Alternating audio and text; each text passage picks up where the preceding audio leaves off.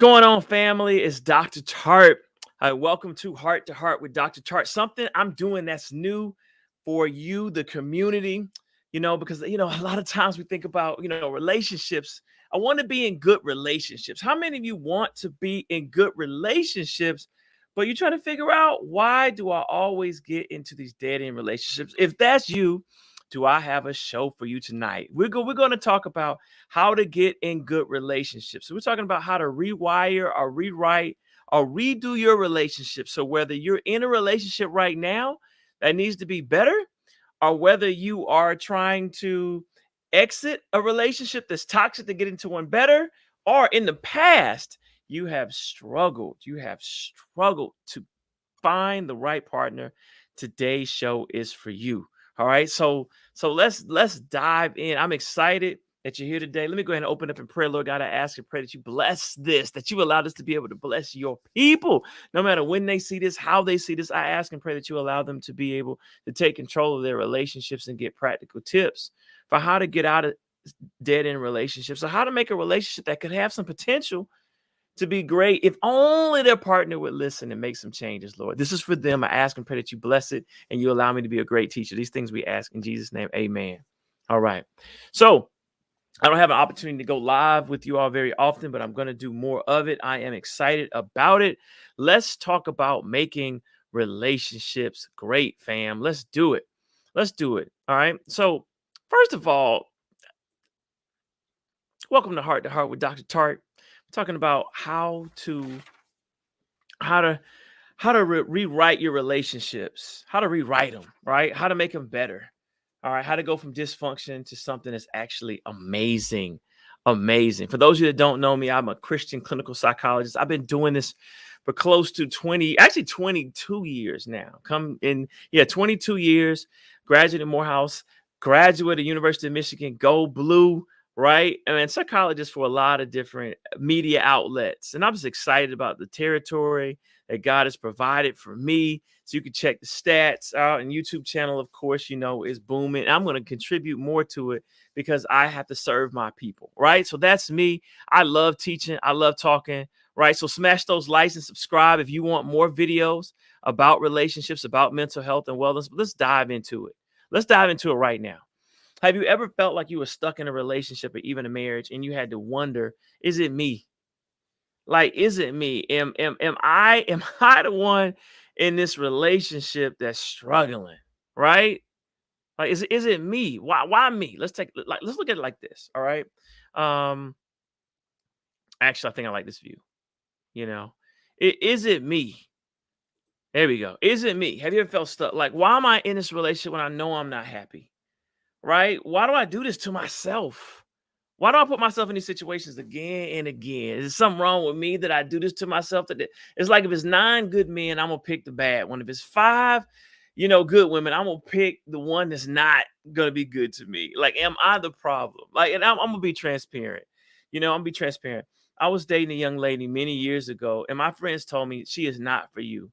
I'm just telling you, I could sense it, I could see it. The stuff that you call me about, that y'all argue on the phone, I'm telling you, this is not a good look for you. It's not going to end well. I don't know why you think this is a good deal. And I don't know if you like me, but I already liked her at that point. And how many of you raise your hands? If you already like someone, it's hard for you to ignore the red flags, right? You see them, but you keep thinking about, you know what? Maybe I can fix them. And I am a psychologist. How many of y'all are healers? How many of y'all are helpers? How many of y'all are fixers? It is very difficult for healers and helpers and fixers to leave a situation that you feel like you can fix, right? So I felt like, you know what? I'm not going to just bail out on sister girl because she has a few issues. That's judgmental, right? That's not unconditional love. God wouldn't be happy with that. And I stayed in that toxic relationship, and it was awful. It was awful. I mean, how many of y'all had a situation, right? You might be in that situation right now where you love the person, you care for the person, or maybe it's just a lot of moving parts. You had children, you're married, y'all been together for a long time. You don't want to start over, whatever it is, and you're trying to get this relationship to change. I'm going to show you how to do that, right? Because I was able to exit that relationship, but it ended with a bang. It ended actually with her swinging on me, all right? And I took her. Because that time I was in Michigan, I took her home in the snow. It was a snowstorm, family. You get mad, you do crazy things. I was leaning my head out the window to see what the expressway was, take her all the way home. And that was the last time I saw her. That was a wrap, right? So what we know is that when you have feelings, how many of you know that when you have feelings, you don't have access to your rational mind because you in your feelings. So I was in my feelings for her. I liked her a lot. She was fine. She was beautiful. She was smart. Oh my goodness. I even like the spiciness. I like the attitude. I like the passion. Except, see, I see you. I see y'all saying in the chat, raising your hand. That was me. I've been there. We get it. So I'm going to teach you how to actually get out of that relationship or get the person in the relationship you're with to change so that you have options. So I had to end that relationship because you know what I realized? That the whole time I was helping her, fixing her, ride or die for her. All I was doing was dying. Right? She didn't have the ability to help me. She didn't have the ability to be what I needed to be. That's nothing negative about her because I'm sure I've been that in relationships to others. But the key is, we have to be able to move out of dysfunctional relationships to be happy and whole, right? So it's three things I really need you to stop doing right now. All right. I need you to stop thinking I have to figure things out. I know y'all saying, what? What? Stop thinking that you have to figure things out. See, just quick psychological tip. Quick psychological tip right here, right? I'm going to put y'all up on game, right? That whenever we hear someone saying that they're figuring it out, we automatically know they're not going to change. All right. And you're saying, like, why? Why is that? How is that the case? If I'm figuring it out, I'm trying to put my life together. No, what you're doing is procrastinating. You're procrastinating, right? So you're procrastinating. Think about a Rubik's Cube. If you look at a Rubik's Cube and you say, I'm trying to figure this thing out, are you really doing anything? Not really. Now you can plan, look at it for a minute, turn around, and then start twisting, right? But a lot of people just look and look and look and look, and they never take an action. That's what happens when you're trying to figure out your relationships. You're just thinking, you're just wondering, right? What we need you to do is start actually taking actions to make the relationship better. And that's what I'm going to talk to you about how to actually do that, right? How to actually make that possible. All right. So stop thinking that I have to change my attitude before things will change. Why? Think it's not an action. It's really just procrastination. So I think that's going to be enlightening for a lot of you, that you're wondering why you are stuck is because you're thinking and not taking the action to make the relationship better. Now, I know you think, like, what action should I take? I'm glad you should ask. I'm glad you asked that. Number one, you're going to address your thoughts. It's going to be like a mini webinar, y'all, for free. Two, challenge your assumptions and stories. Let me know what y'all think. Challenge your stories and assumptions, and then know your pattern, and then change. So let me break that down. All right, first, let's address your thoughts. You must change your mindset, family. You are not your thoughts. You have the power to have a thought about a thought, right? It's called meta emotion. All right. We're not going to get into technical terms. But basically, what it's saying is that you can have a thought about what you're thinking. All right. And so you can say, you know what? I'm in this relationship and I just can't get out. I know it's toxic. I know it's bad for me. I know she's doing me wrong. I know she's cheating. I know he's cheating. I know I'm settling. I know they have an attitude. I am in a relationship with a narcissist. I'm in a relationship with someone selfish. I'm in a relationship with someone who does not want to get up and get it. And I like to be with a man who's going to go get it. Right. And I need them to be more assertive. I need them to be more ambitious. I need them to stop the addiction, whatever it is. You start thinking that, then you become your thoughts. But if you have the mindset that I'm not my thoughts, I am not my thoughts, meaning that I can think about the situation and just watch it and not be slave to my thoughts of fear of what am I going to do if that person leaves? What are my friends going to think? Or what if I change my Instagram and everyone knows I'm single? Or what if I'm divorced and I have to figure out how to make this work? Do y'all feel me? Do y'all feel me? Y'all get it? So here's a technique. So use a technique of displacement. This is a psychological technique. This is how you get out of a dysfunctional relationship or change it or change anything, work, whatever. Step back from it, displace, and act like you're watching yourself on TV, right? And start noticing. That's the second technique. Noticing what you're doing. Let me give you an example, right? So start asking yourself, what do I think about this? this I? Like, what do I think about what I'm doing? What do I notice? All right, I'm noticing in the relationship that when my man like gets mad when I express my feelings, that I shut down. And the next day I let it go because I want to avoid conflict, but then he thinks everything is cool. Everything's not cool. I'm noticing that I lose my voice in a relationship when there's conflict. Or I'm noticing that when I stand my ground, I'm so lonely or scared of being alone or abandoned that I actually accept more than I should. How many of y'all have done that? I accept more than I should. All right. I let it go. I try to please her because I need that validation. I'm looking for validation in so many different places. Are y'all feeling me? I hope y'all feeling me. All right. So what you can do is once you notice a behavior, you can change it. I had a client one time. I was like, bro, you smoke 2 packs of cigarettes a day. How do you not have a nicotine addiction? Right? He was like, no, I don't. So we numbered the cigarettes, right? 1, 2, 3, 4, 5. And I said, I want you to tell me what number cigarette you're on by 10 o'clock a.m. And man, he's like, look, I'm on cigarette 14 by like 10 a.m. I have a problem. He didn't notice how many he went. So he began to notice. And so he started pacing himself to have cigarette 15, 16. So he was able to step back and say, wow, I go through cigarette after cigarette after cigarette. I'm a chain smoker. Whereas before he would not admit it because he was unaware of it. So you have to ask yourself, why do I do this to myself? And can I decide to change? Like you can start thinking about it and answering your own questions. I'm giving you permission to talk to yourself. You can look back and say, why do I go back every time? And what do I need to not go back? When will I decide to change? Will I settle for Mr. Right Now or will I go for Mr. Forever? Will I allow myself to be in relationships with women who mistreat me because my mom did? Or I need that? Or I need the companionship? Or will I be with someone who actually can ride with me, who's a giver as well? You feel me? All right. So that's the first thing. The second thing is I want you to challenge your assumptions. All right. Because a lot of times our thoughts are rooted in fear versus faith.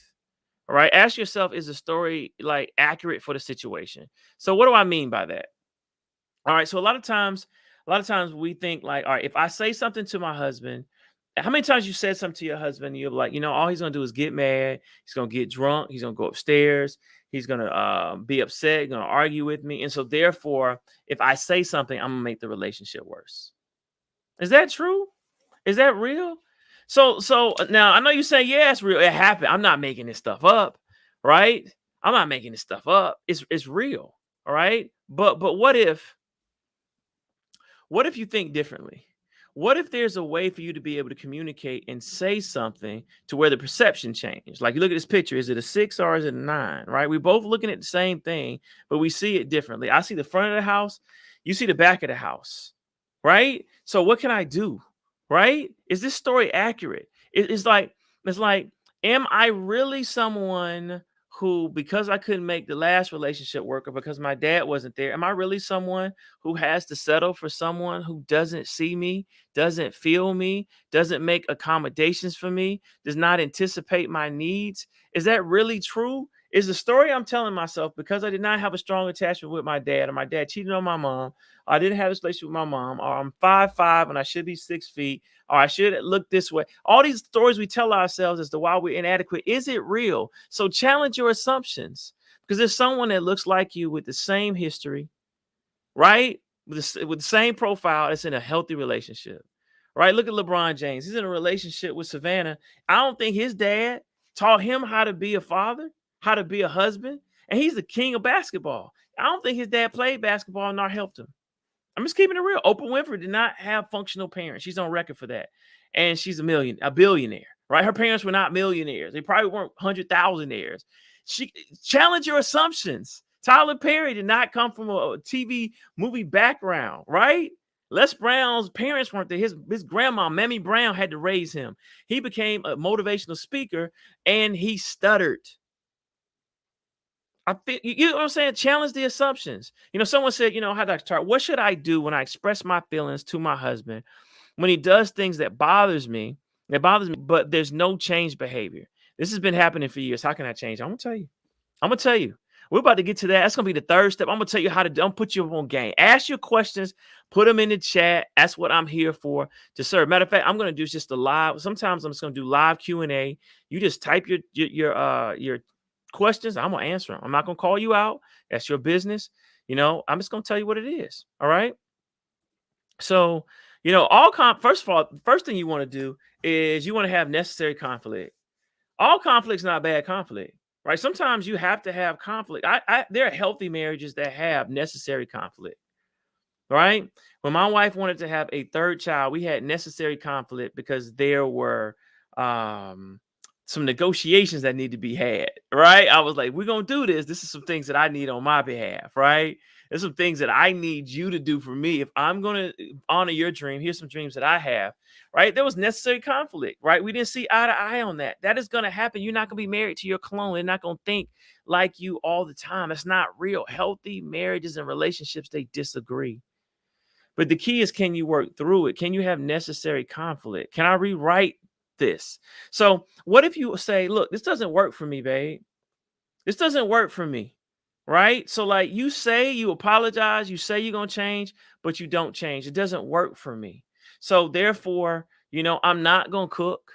I'm not going to act like everything is cool. When we go out to eat, I'm not going to act like everything is cool, because that's enabling you to think that I'm cooler than what I really am. Right? So that's step number 3. Like, know your pattern and change. So what I want you to do is, don't ignore red flag. I want you to actually respond differently. Let me put you up on game really quickly. All right. So say your husband's not responding. Your wife's not responding. You've told them, but then again, you start thinking, I don't want to divorce. I don't want to break up. The kids, money, finances, 401k. I get it. Valentine's Day is the holiday season. I get it. But I need them to change, right? What you do is you change your behavior. You can't change them, but you can change your behavior. Because when you change the let's call it the ecosystem. Like, in an ecosystem, one little small thing can throw off everything. Like, one little thing in your computer going wrong, one little virus can throw off the whole thing, right? Y'all know that, right? So one person with a negative attitude can change the whole vibe to a birthday party, right? So if that's the power, then what I want you to do is rebalance your relationship with your action. Right? So what I want you to do is, ladies, if you're watching this, I want you to act. Men, if you're watching this, I want you to act. And I want you to think. I don't want you to focus. I don't want you to pray about it. All right? Just pray about it. I want you to pray about it, and I want you to do the work. Faith without works is dead.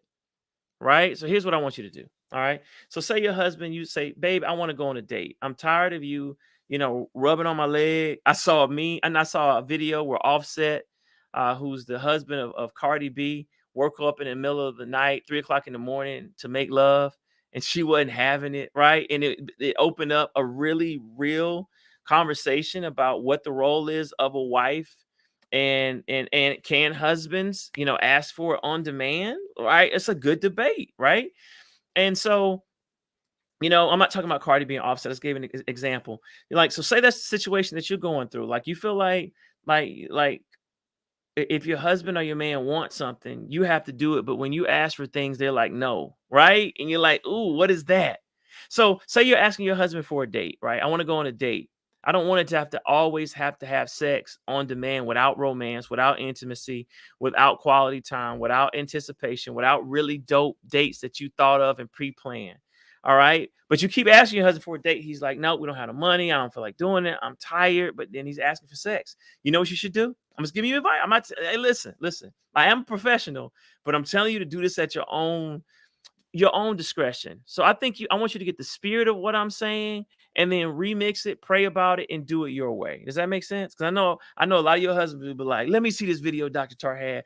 I don't want them coming from me. Right. And I'm also speaking to wives. I'm speaking to girlfriends as well. This is anyone that won't change. We're going to make this gender neutral. All right. So what you do is you behave how you feel. See, a lot of times, and this is predominantly women, you have been taught, I think, especially by the church, that you're supposed to not nag, and you're supposed to be good to your husband, and that it's out of pocket to deny your husband intimacy if he wants it, right? But it's not out of pocket if you're not being romanced. Those two don't go together, right? So what you do is like you still cook dinner, you'll still be intimate with him, but you'll complain about not dating. And what it does is send a message to your husband that you're not really serious. Yeah, it's a big deal, but what he thinks is I'm just gonna let this blow over. I'm just gonna let it blow over, right? He's thinking that you're upset for real, but how upset? I'm just gonna be all male for you right now. I'm gonna represent for the husbands. How upset can you really be if we still having sex? You still cooking for me? You still happy? We have happy dates. We have happy phone calls. You were mad on Tuesday, but how upset can you be if you still acting that way? Because I can promise you, men don't do that. If we mad, we're gonna stay mad until it's resolved, right? So act according to how you feel, family. So what does that look like? Right? So he goes in the kitchen, you pull back. Like, whoa. He's like, what's up with you? You're like, I'm disappointed. Say your feeling. I'm disappointed that we're not going out to eat again. I've been asking for this all week. I need to feel special. Going out to eat and courting me makes me feel loved. Courting me makes me feel loved. And I told you this for weeks and you keep ignoring me. So when you go in to kiss me, I don't feel loved. Next day, he doesn't do it. Back up. Wednesday, don't. You see how this is strong yet subtle? Like most husbands are not going to have a problem with you keeping it real if you're not being disrespectful. Right? He's not going to get mad unless you're with a narcissist, all right? Or someone who has some domestic, some serious issues. He's not going to get upset with you for responding in a way that's disappointing. It's probably going to get his attention better than yelling and screaming, right? It's getting his attention. You're going to be like, baby, I'm just sad that I don't feel love and I need you to love me. All right. And so do you see how you like movie? This just kind of like you're there, but you're just disappointed, right?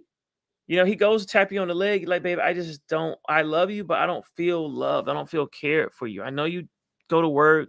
I know you come home every day, but if you're not romancing me, you're not giving me words of affirmation. You're not talking my love languages. You're not doing acts of service. We're not going on fancy dates, or we're not doing what dates that are thought of. Even if money's an issue, we can go to the park. That's free, right? All right. If you're not doing that for me, a candlelight dinner, that's kind of free, right? We don't have to go anywhere, right? If you're not doing that for me, that makes me feel like I'm not special. I need to feel love like a verb. When you say that to your man, he's gonna hear you. And he needs, if you're gonna say that to your lady, like, look, if only time we can spend time together is if it costs money, that's making me feel like this is about more about the money than the quality time. So we can't just have a dope conversation. Right? I mean, I get taking you out. I get you need to be wine and dine, but every time when we talk about saving and college tuition, and I'm trying to open my business, we can't do that. So yeah, I'm disappointed. Yeah, I'm disappointed. I'm just letting you know. Like when you ask me why you're not happy, because this might have a different vision for how my wife, my girlfriend would be. This is how you do it, family. You act differently. So not only do you say you're disappointed, but you act disappointed. When my wife and I were going back and forth about whether we're going to have another child and we weren't agreeing to terms, I didn't act. Now, I don't mean we were mad all the time, but that meant like, I'm not going to tell you I'm okay with this.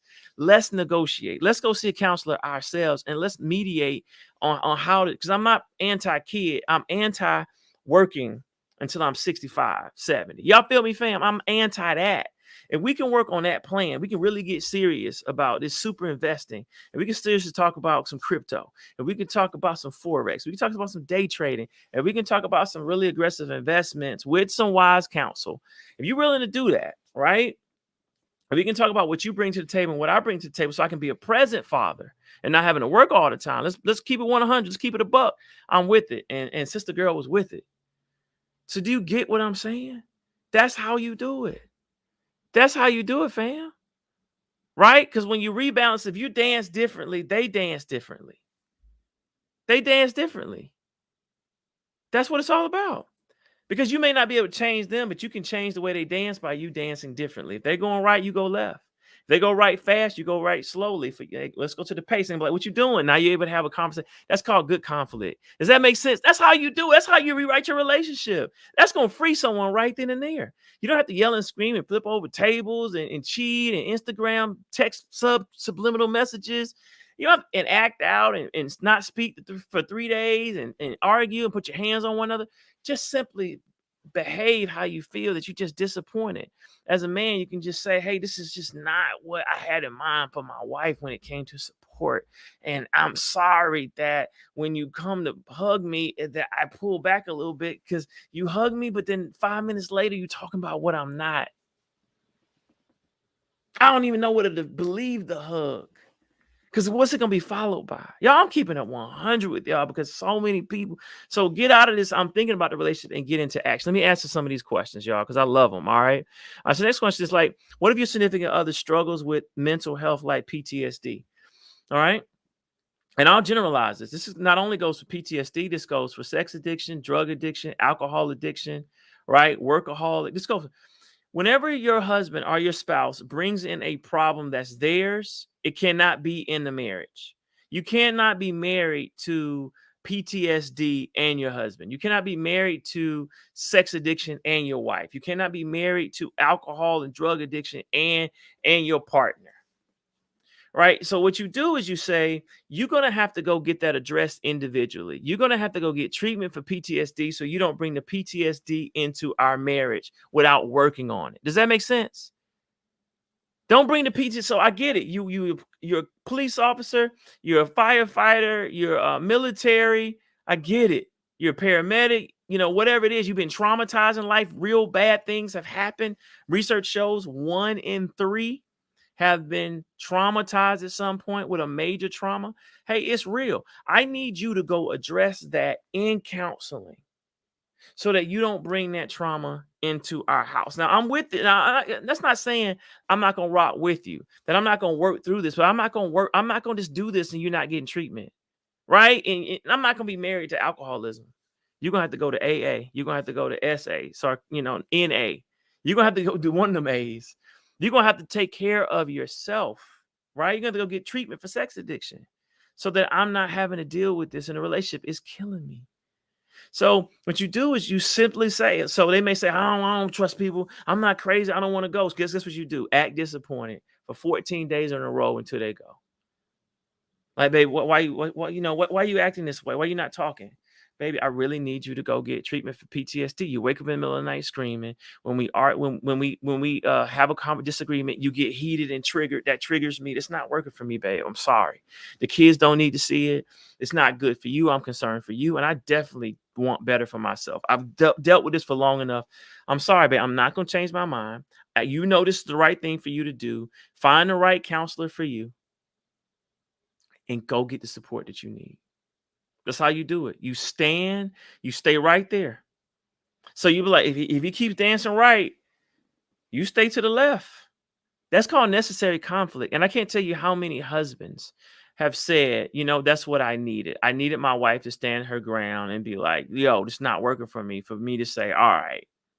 I can't tell you how many men, like, the relationship was real bad. I got served with divorce papers and I didn't want to get divorced. So I said, let me go deal with my narcissism. Let me go deal with my anger. Let me go deal with my selfishness. Let me get my money right, because I should be making more money, but I am afraid, right? Or I need some structure. I don't trust people. I had a talent.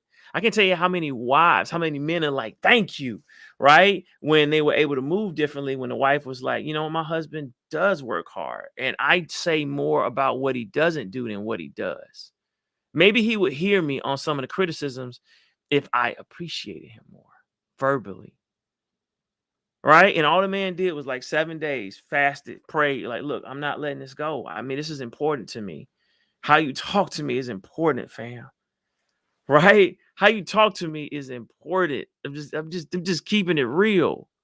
Keeping it real. Are y'all liking it? Are y'all liking this? Make sure y'all subscribe. Like this and subscribe so that more people can see this. I can do more of these. Like and subscribe.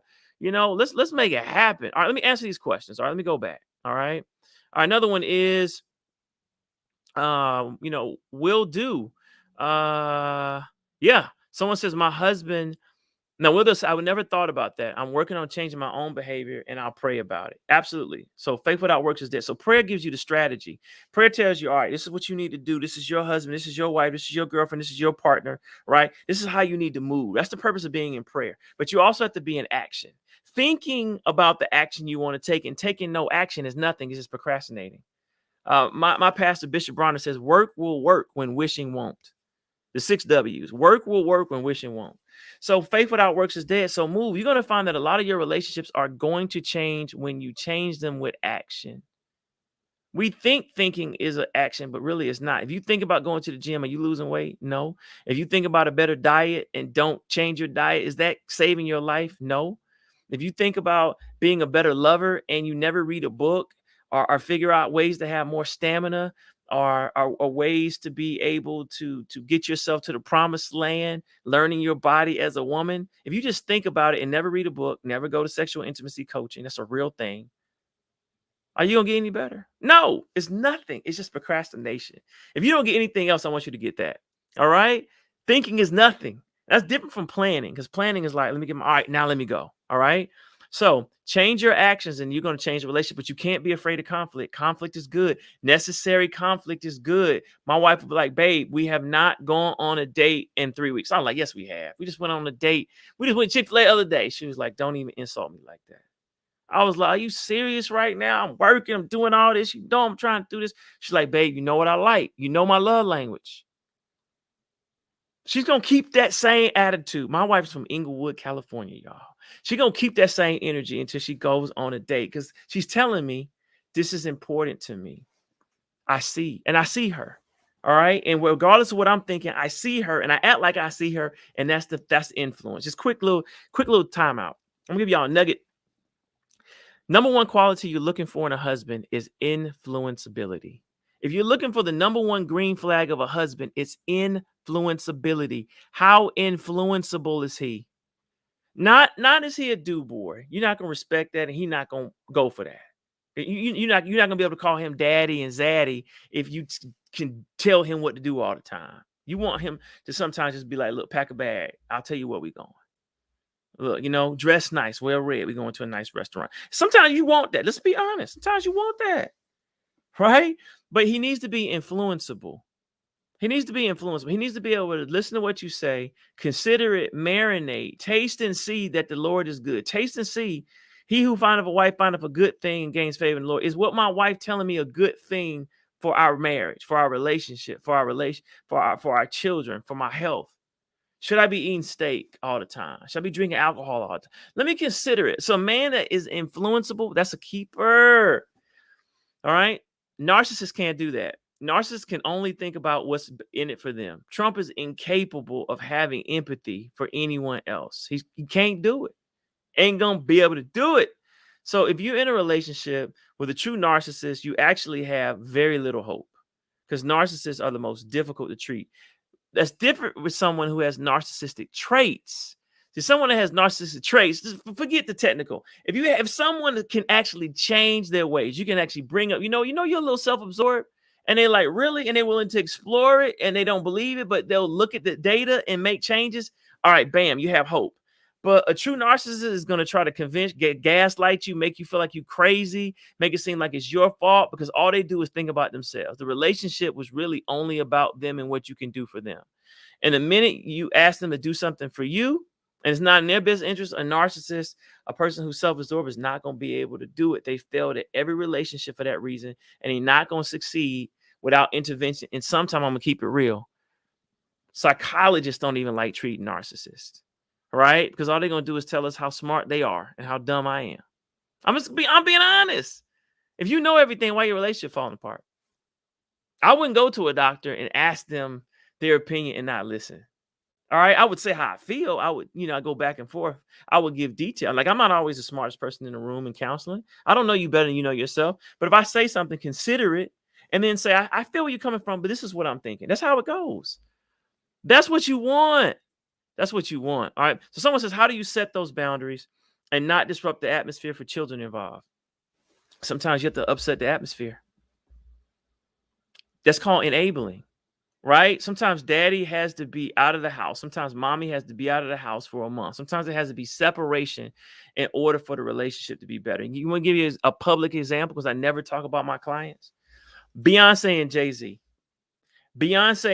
What did she say? Listen, she made a whole album about Jay-Z cheating on her. And she was like, look, if you want to be your dad, who Jay-Z has been open in his music. You want to be the dad that left because you were cheating on your mom? You want to be that to me and the girls? I'm gonna let you do that. But I'm not gonna sit here and be cheated on and be Beyonce and go on stage and feel like an imposter. I'm supposed to be, the Beehive. I'm supposed to be that woman, right? That Beyonce. But everybody know I'm getting cheated on and dealing with it, and you're not changing. No, what she do? Jay-Z went and got therapy and talked about it. He said, let me figure out what's in me that's causing me to step outside of a relationship with a woman I love. Help me get this groupie mentality, whatever it is. I grew up around entertainment my whole life. This kind of came with it, Beyonce, but she ain't with it. And I'm not with destroying my family. So big ups to Jay-Z for she disrupted. The children probably had to see that mommy and daddy weren't eating dinner together. Jay-Z probably in one of his condos, right? For a couple of months. I'm just being honest with you. If y'all want me to keep it real, when Waka Flocka, right? Because I'm from Atlanta, I could talk about hip hop. When Waka Flocka got shot in the car wash, his wife said, "That's the end of hip hop, bro. That's the end of trap music. You're gonna start doing electric dance music." And Waka Flocka, it migrated over there and making more money doing that. Right? I'm just keeping it real. Gucci Man and Keisha. She said, "Look, we got the little ice cream cone on your face because you're not taking your medicine for your bipolar. That's what you're not gonna do, and then go to jail and jeopardize everything. And then when you were in jail, I made more money for us because you weren't there to mess it up because of your mental health, right? Even R. Kelly was like, something's wrong with you. Now that's the problem." Right? Gucci Man, all right? So Gucci Man went and got help, y'all. I'm giving shouts out. I don't ever talk negative about people. Gucci Man went and got help, and look at the brother. He blowing up. He the face of Gucci. A brother from the street is the face of a luxury brand. They have Gucci's face wrapped at Lenox Mall at one point in time. Shout out to you, Gucci and Keisha. They all, if you want a more sophisticated, because I'm, Michelle and Barack Obama. Like, how are you Harvard educated? And you're not making any money, and you're not leading anything. You're doing community service, and our car has a hole in it.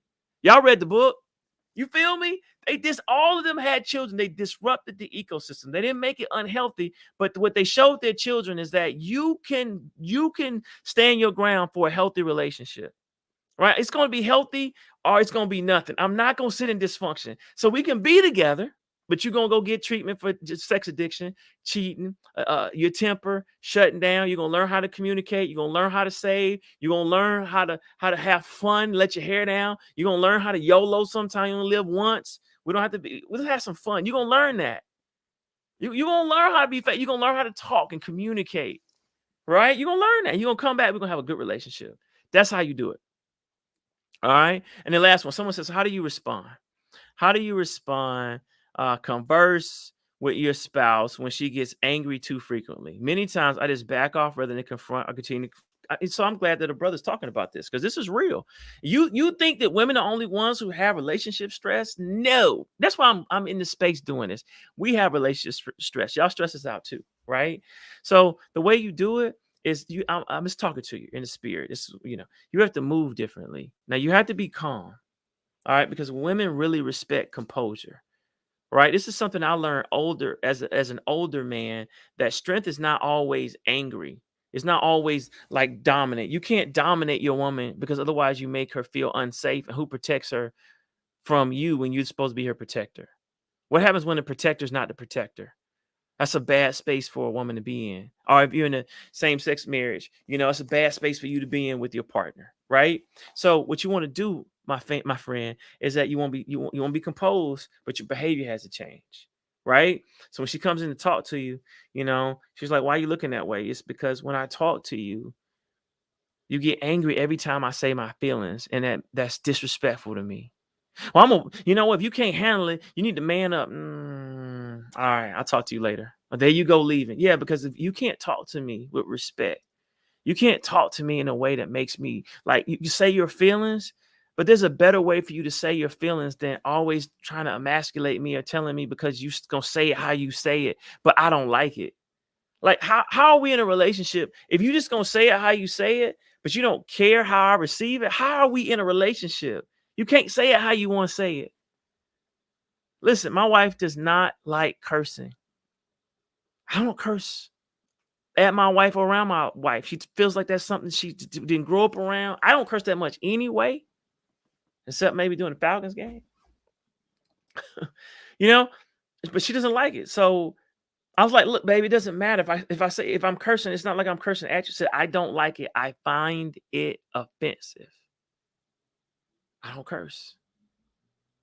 When my wife shuts down, I said, I don't like it when you shut down. Stay in the game. Talk to me. Tell me I'm getting flustered. Tell me you need a timeout or something, but don't just shut down. I don't like that. Right? You get to have a vote in your marriage, in your relationship. You feel me? That's what it's all about. We together. You only get half of the vote. That's gonna get we half. You get half, I get half. Y'all feel me? I ain't mean for this to go this long, but I had fun with y'all, man. If y'all love this, like this, subscribe, y'all. Right? Subscribe. Let's have fun. And it's also brought to you by Better Husband, Better Wife. I should have said this in the very beginning, right? If y'all looking for like a coaching class, if y'all looking for something, just throwing this out there, check it out. It happens every second Thursday at 9 p.m. Eastern Standard Time. Just $97. And basically, you get this master course that tells you all the things you need, all the tools you need to have a successful, amazing, dope marriage. And then we help you do the work together where you build together with an online community. You can stop anytime, like you $97. You in there every month. We're coming up with a new class. Our next class, depending on when you're watching this, we're bringing in a sexual intimacy coach, Dr. Jackie, to talk about how to keep your relationship spicy forever. How to keep your relationship spicy forever. How many of y'all would like to, people say, how do you not get bored in a marriage for 30 years? Well, we're keeping the thing spicy. Sometimes I'm Ghost. Sometimes my wife is Rihanna in my mind, in her mind. Sometimes I'm Big Will, and I can't be Big Will because Jada, she didn't, they're going through their thing. So I'm not going to put them out there like that. Because I don't want anybody to put me out there like that. Sometimes you have to be, but my wife loves Will Smith, right? Sometimes she have to be Will Smith. Sometimes she have to be Serena Williams in the same marriage, though, right? We're keeping it between two of us. Sometimes you have to, keep it spicy, mix it up. As you get older, menopause, sometimes there's certain things you need that are boring. The same old. How do you do things and keep, so that's our next class. So make sure y'all join that. Go to betterhusbandbetterwife.com and check it out. And we'll see y'all. We'll see y'all. It's an online community that's intimate and that wants dope marriages. So I love y'all. If y'all like this, smash those likes, family. Let YouTube know that you're feeling this. Facebook know that you're feeling this. All right. So I love y'all. Y'all take care. Let me pray. Lord God, I ask and pray that you bless this, that you take this and you allow couples to be able to learn from it, Lord. And that's what you were telling me. You said, Alduan, go to them, Dr. Tartt, go to them and allow them to see therapy techniques that they can use in their own home because you can't treat everyone. And that they can use this and have conversations and be able to heal themselves and be able to have better relationships and better marriages and not get divorced and be able to move from where they are right now into commitment, into engagement, into relationship. Even they're too young, for marriage, but to be able to have a healthy relationship right now in high school, middle school, college, a young adulthood, later adulthood. If you're coming off a divorce or just want to take things slowly and let it be functional. So thank you, Lord, for allowing us to be able to spend time, allowing me to serve all your people. I ask and pray that this moves in their spirit. And anyone's not of the faith, allow them to be able to feel the intent of this, Lord, because I want to connect with everyone. These things we ask in Jesus' name, amen. All right. I love y'all. Take care. Smash these likes, share this. Y'all take care and God bless. Yeah, I see you. Yeah, for singles. Trust me, when I go live, I'm going to be hitting up singles. I'm also going to be hitting up relationships, right? I'm going to do it in a fun way. So thank you for asking that question. All right. Because I want to help you to get I'm all about increasing the number of phenomenally dope marriages. So that means I have to help you get from being single into a relationship, into engagement, marriage, and then adult marriage, right? So we're dealing with the whole 360, right? And I'm going to bring my friends on here. All right, I'm gonna bring my wife on here. I'm gonna tell you, Better Husband, Better Wife is taught with my wife, right? And we do the work too. That's how we stay dope, right? Because you can't rest on your laurels. Trust me, right? It's like staying fit. You can't just because I'm fit right now, doesn't mean I'm gonna be fit in 2 weeks. If I don't work out, I'm gonna feel it. I'm gonna have to take those weights off. I'm gonna have to slow the cardio down. So we have to stay physically, mentally, emotionally, relationally fit. All right, I love y'all. Take care. God bless. Drop those comments.